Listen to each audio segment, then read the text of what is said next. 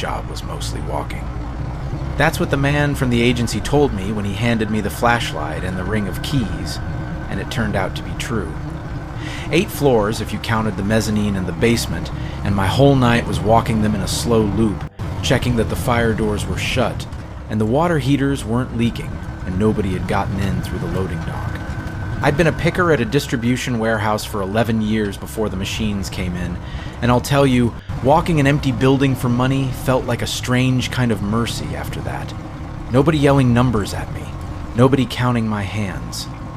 Ashfield's was a department store, the old downtown kind that used to be the reason people put on a coat to go shopping.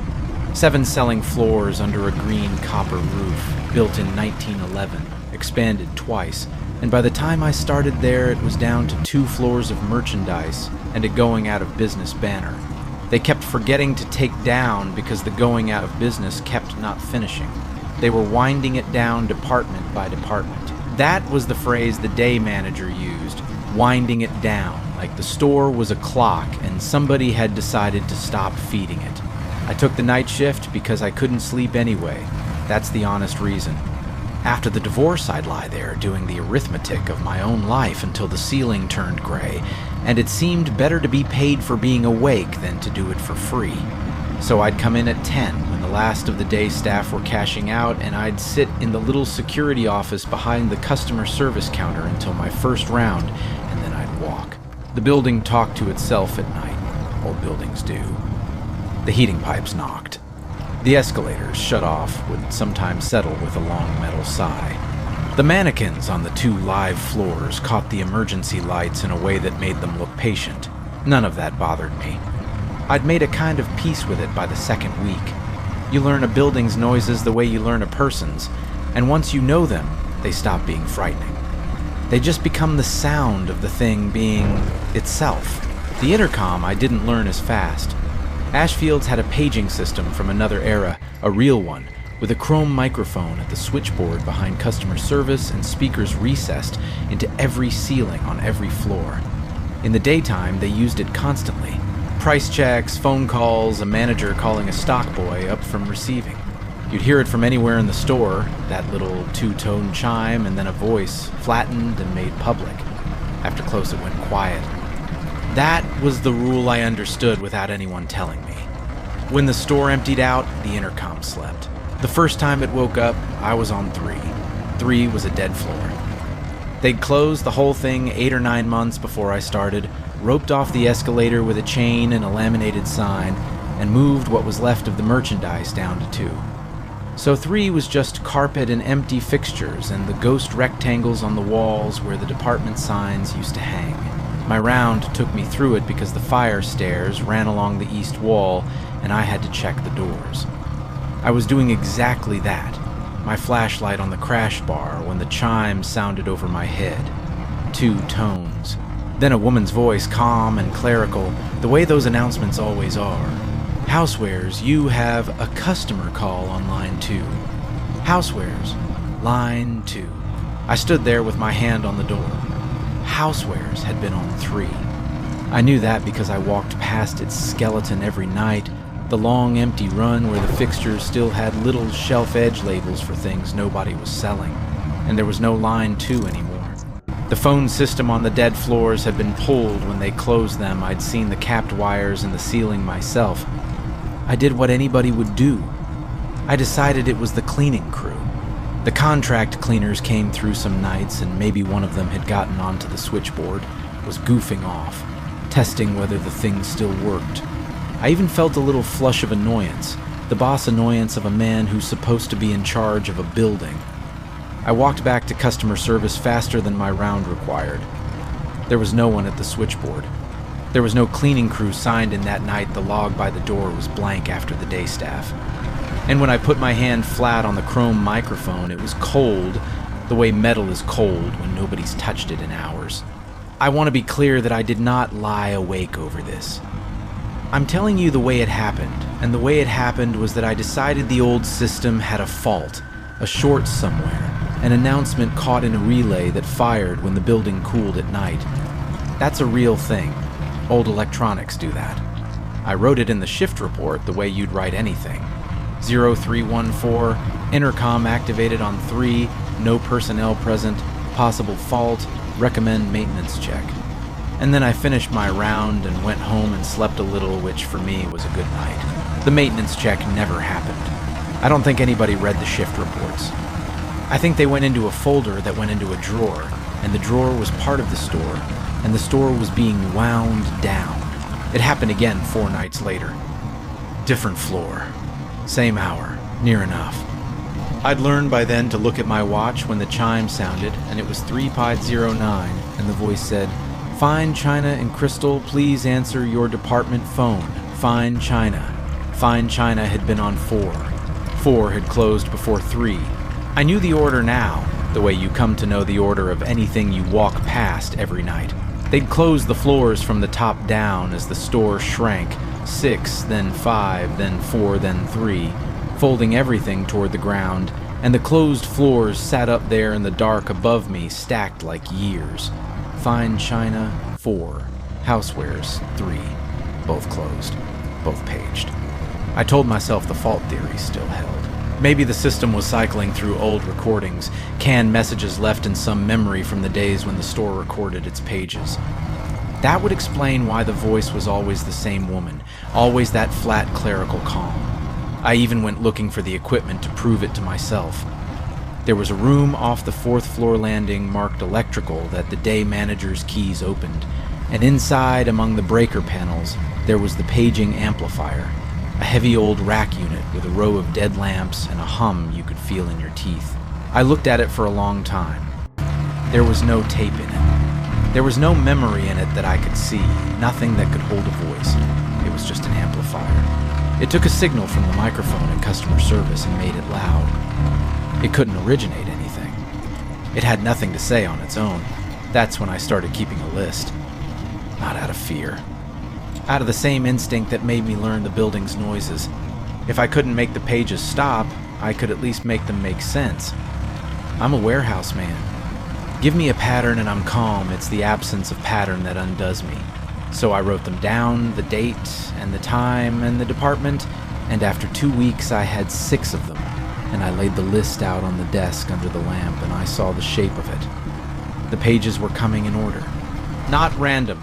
Fine China had been paged, then housewares, then a page for better dresses, then the camera department, then luggage, then the portrait studio.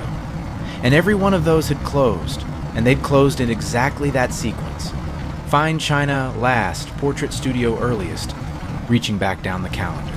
The intercom wasn't cycling through recordings. It was going backward through the store's own history of endings, calling the departments in the reverse of the order they'd died.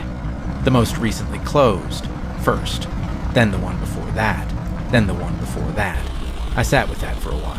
I remember the lamp buzzing and the store settling around me and the going out of business banner throwing its red light back through the front glass, backward, so it read wrong from inside. And I thought, the store is counting down. The next day I stayed after my shift to catch the day manager, a decent tired man named Petrisser who ran the whole dying operation with about 4 people and a lot of coffee. I told him the intercom was going off at night. I didn't tell him the theory I'm not a fool. I said it was probably a fault, that it was paging closed departments, and that it might scare the cleaners. He didn't look up from the register report he was reconciling. He said, "Yeah, it does that." I asked him what he meant. "It's an old building," he said. "Things fire off. You get used to it." And then, because I was still standing there, he added the thing that I keep coming back to. The thing he said without any weight at all, the way you'd mention the heat. "Long as it's a department that's closed, it's nothing. Don't worry about the closed ones." I said, "What about the ones that aren't closed?" He looked up then, just for a second, and something moved behind his face. Some calculation, and then he decided I wasn't worth it, or the answer wasn't, and he went back to his register report and said, "We're all closed eventually, friend. Whole stores on the list." And he laughed, one breath through his nose, the laugh of a man who said a thing so many times it stopped being a joke. I want to tell you I pushed him. I didn't. There's a rule in a place like that, an unspoken one, And the rule is that you don't ask the people who are already drowning to explain the water. Petrusser had watched that store come apart for a decade. His whole professional life was inside those endings. If he wanted to believe the intercom was nothing, that was his to keep. I took my keys and went home and lay under the gray ceiling doing the arithmetic, except now the arithmetic had a new number in it, and the number was the length of the list. Because here's the thing, I hadn't let myself finish. If the pages were counting backward through the closed departments, then there was a bottom to the count. There were only so many departments Ashfields had ever closed. Sooner or later, the intercom would reach the oldest ending, the first department that store ever lost, and then it would run out of closed departments to call. And then what? I found the directory that week. Every old department store had one. A big illuminated board by the main elevators that told you what was on each floor, and Ashfield still had theirs, dark now, the plastic yellowed. I'd walked past it 100 times. This night I stopped and put my flashlight on it and read the whole thing, top to bottom, all 7 floors, the way you'd read a headstone. It listed more than I remembered. That was the first wrong thing. I knew the store had shrunk, but the directory named departments I'd never seen even the ghost of. Notion. Millinery. The sewing machine service counter. A tea room on 6. Something called the Bureau of Adjustments, which I took to mean complaints or returns, on a floor I'd only ever walked as empty carpet. And near the bottom, on a strip of the board that had cracked and been taped, a line I had to lean in to read. Staff, lower level. Retained personnel only. Retained personnel. I'd worked retail adjacent my whole life, and I'd never heard staff called retained. You had staff, and you had former staff, and there wasn't a third kind. Retained sounded like something they did to a body, like something a lawyer kept on a shelf. The lower level was in my rounds, the basement. It was where receiving was, and the boiler and the old pneumatic tube station that used to shoot cash and paperwork up through the floors in little brass carriers, disused now, the tubes capped. The whole apparatus sitting there like the inside of an instrument nobody played. I checked it every night because the fire panel was down there. I'd never seen a door marked staff. I'd never seen anything but concrete and pipe, but I looked that night. And at the far end of receiving, past the boiler, behind a stack of broken down fixtures that had clearly sat there for years, there was a door I had walked past probably 40 times without registering. Gray, unmarked, flush with the wall, with a card reader beside it that had no card and a keyhole that none of my keys fit. I stood in front of it and I felt the cold coming off it the way you feel cold off a window in winter, and I put my ear against it the way a child does, and from the other side, very faint, very far down, I heard the sound of a store. Not this store. A busy one. The murmur of a crowd, the ring of registers, the two-tone chime, and under all of it a voice paging a department, though I couldn't make out which. I took my ear off the door. The receiving room was silent. My breath was loud. When I put my ear back, the sound was gone, and there was only the boiler and the pipes and my own pulse, and I told myself I'd imagined it, the way you tell yourself anything at 3 in the morning in a basement. And I finished my round, and I did not write it in the report. That was the first thing I didn't write down. I've thought about that a lot since. The pattern had a hole in it now, and I chose the hole. The pages kept coming. I kept the list. Notions was paged, and millinery, and the sewing machine service counter and the tea room, working backward through the directory into departments that had closed before I was alive. Departments I only knew existed because a cracked yellow board had told me. And each night the voice reached a little further down the list, a little further back, and each night I stood under the speaker with my watch in my hand, and I felt the count getting shorter. I should tell you about my mother now, because it matters, and because I've been avoiding it the way I avoided the report. My mother worked at Ashfield's, before I was born and a little after. She was a notions girl, and that's what she called it, a notions girl. And I thought for years it was a made-up word until I saw it on the directory. Notions was buttons and thread and ribbon and pins, the small necessary things that held other things together.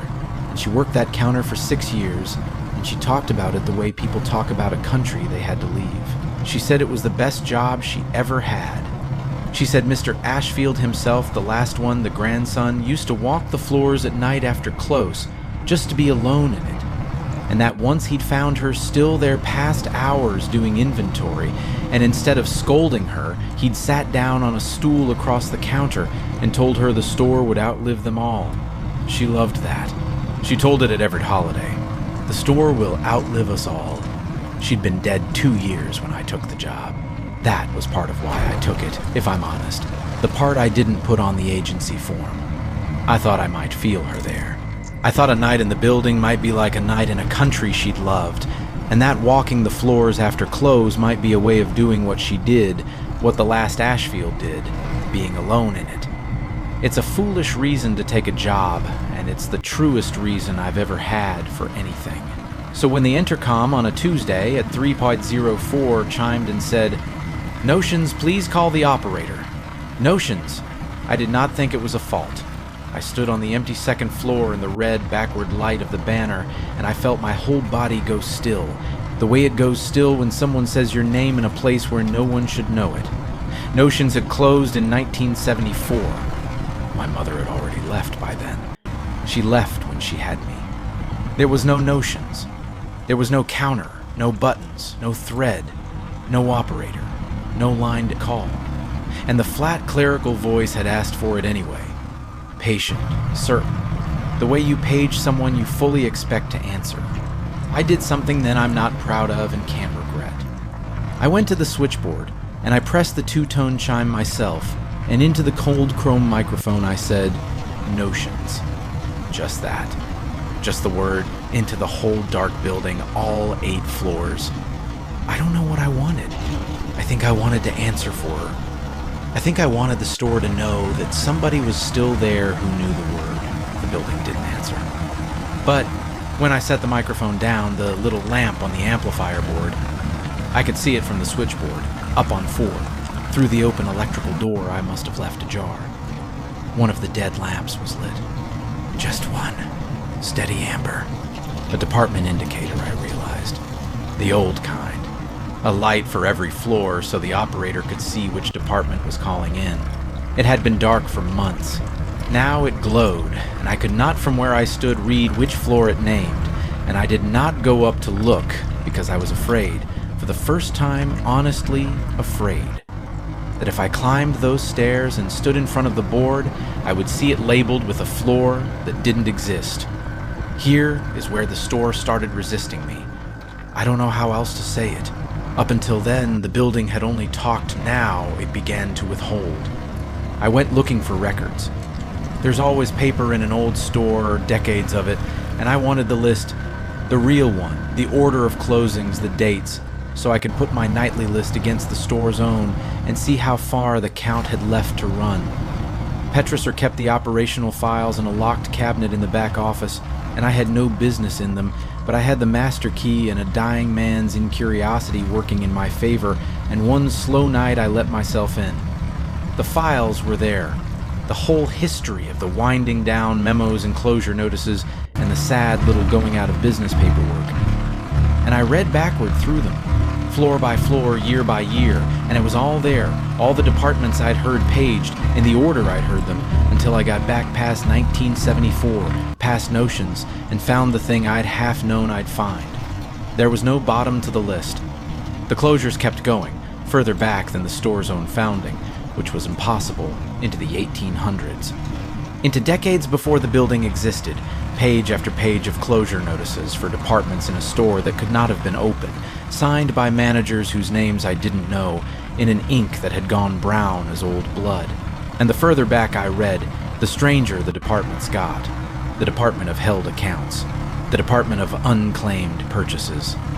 The layaway department, which I understood, except the notice specified layaway of persons, deposits held against future collection, and I put that folder down and did not pick it up again.